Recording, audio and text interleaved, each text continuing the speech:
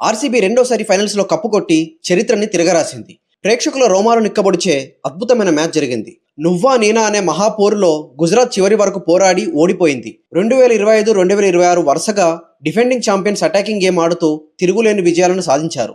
King Virat Kohli 75 పరుగులతో rampage ఆడించాడు. King Virat దెబ్బకు war one side అయిపోయి జీటీకి దిమ్మ తిరిగిపోయింది.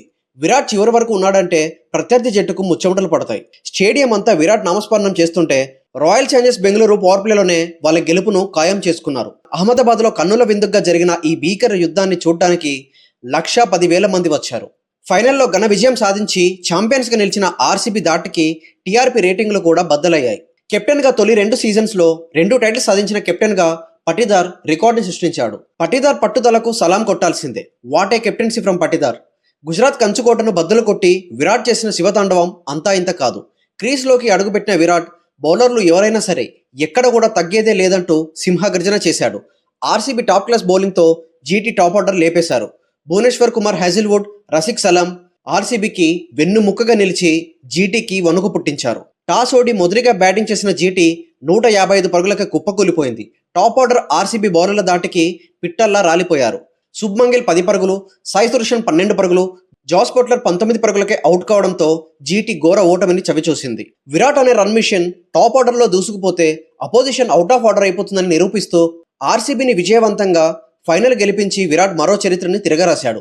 156 పరుగుల లక్ష్యంతో బరిలోకి దిగిన ఆర్సీబీ 12 బంతులు మిగిలుండగానే లక్ష్యాన్ని ఛేదించి 5 వికెట్ల తేడాతో విజయభేరి మోగించారు.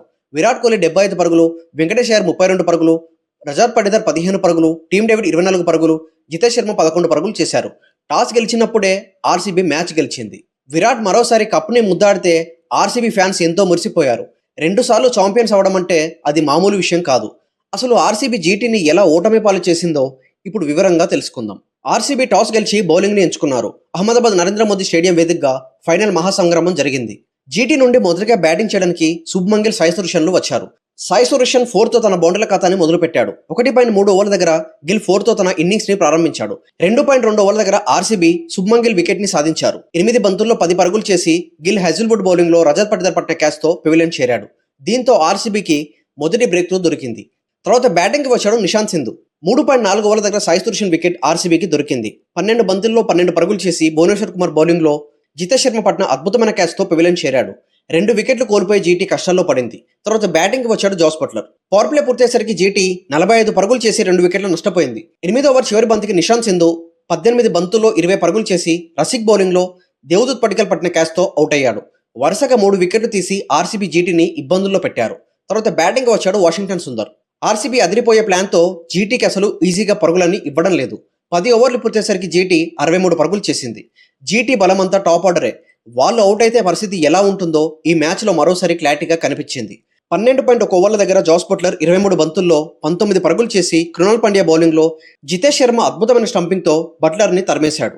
జాస్ బట్లర్ అవుట్ కావడంతో జీటీ పరిస్థితి దారుణంగా మారిపోయింది.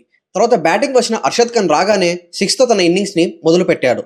40 బంతుల తర్వాత జీటీకి వచ్చిన బౌండరీ ఇది. దీన్ని బట్టి అర్థం చేసుకోవచ్చు ఆర్సీబీ జీటీని ఎలా కట్టడి చేశారో అనేది.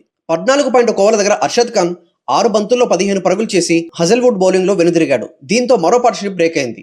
తర్వాత బ్యాటింగ్ వచ్చాడు తెవాటియా. 1,10,000 మందితో అహ్మదాబాద్ స్టేడియం అంతా వెలిగిపోతుంది. ఆర్సీబీ నామస్మరణమే ఎక్కడ చూసినా వినిపిస్తుంది. 16.1 ఓవర్ల దగ్గర తెవాటియా 5 బంతుల్లో 7 పరుగులు చేసి రసిక్ బౌలింగ్ లో రజాత్ పటిదార్ పట్టిన క్యాచ్ తో ఎలా వచ్చాడో అలానే వెనుదిరిగి వెళ్లిపోయాడు. జీటీ ఫినిషర్ తెవాటియా కూడా అవుట్ కావడంతో జీటీగా ఆశలన్నీ వదిలేసుకుంది. తర్వాత బ్యాటింగ్ వచ్చిన హోల్డర్ 7 పరుగులు చేసి అవుట్ అయ్యాడు. రసిక్ ఖాన్ 7 పరుగులు చేసి అవుట్ అయ్యాడు. వాషింగ్టన్ సుందర్ 50 పరుగులతో నాట్అవుట్గా ఉన్నాడు. 20 ఓవర్లు పూర్తయ్యేసరికి జీటీ 155 పరుగులు చేసి 8 వికెట్లు నష్టపోయారు. 156 పరుగుల లక్ష్యాన్ని ఆర్సీబీకి ఇచ్చారు జీటీ. ఆర్సీబీ నుండి మొదటిగా బ్యాటింగ్ చేయడానికి కింగ్ విరాట్ కోహ్లీ, వెంకటేష్ అయ్యర్లు వచ్చారు. వెంకటేష్ అయ్యర్ 4తో తన బౌండర్ల ఖాతాని మొదలుపెట్టాడు. 2.1 ఓవర్ల దగ్గర విరాట్ 4తో తన బౌండర్ల ఖాతాని మొదలుపెట్టాడు. 4వ ఓవర్లో రబాడా బౌలింగ్లో విరాట్ కోహ్లీ వరుసగా బౌండర్లతో దండయాత్ర చేశాడు. 19 పరుగులు చేశాడు ఈ ఓవర్లో. 4.3 ఓవర్ల దగ్గర జీటీకి వెంకటేష్ అయ్యర్ వికెట్ దొరికింది. 16 బంతుల్లో 32 పరుగులు చేసి మొహమ్మద్ సిరాజ్ బౌలింగ్లో అవుట్ అయ్యాడు. దీంతో జీటీకి మొదటి బ్రేక్ త్రూ దొరికింది. తర్వాత బ్యాటింగ్ వచ్చిన దేవదూత్ పడికల్ 4 బంతుల్లో 1 పరుగు చేసి రబాడా బౌలింగ్లో అర్షద్ ఖాన్ పట్టిన క్యాచ్తో పెవిలియన్ చేరాడు. తర్వాత బ్యాటింగ్ వచ్చాడు రజాత్ పటిదార్. పవర్ ప్లే పూర్తయ్యేసరికి ఆర్సీబీ 70 పరుగులు చేసి 2 వికెట్లను కోల్పోయారు. 8.1 ఓవర్ల దగ్గర రజాత్ పటిదార్ 13 బంతుల్లో 15 పరుగులు చేసి రసిక్ బౌలింగ్లో రబాడా పట్నాయక్తో వెనుదిరిగాడు. తర్వాత బ్యాటింగ్ వచ్చిన కృణాల్ పాండ్యా 1 పరుగు చేసి రసిక్ బౌలింగ్లో ఎల్బీడబ్ల్యూ అయ్యాడు. ఆర్సీబీ వరుసగా 4 వికెట్లని కోల్పోయింది. తర్వాత బ్యాటింగ్కి వచ్చాడు టీమ్ డేవిడ్.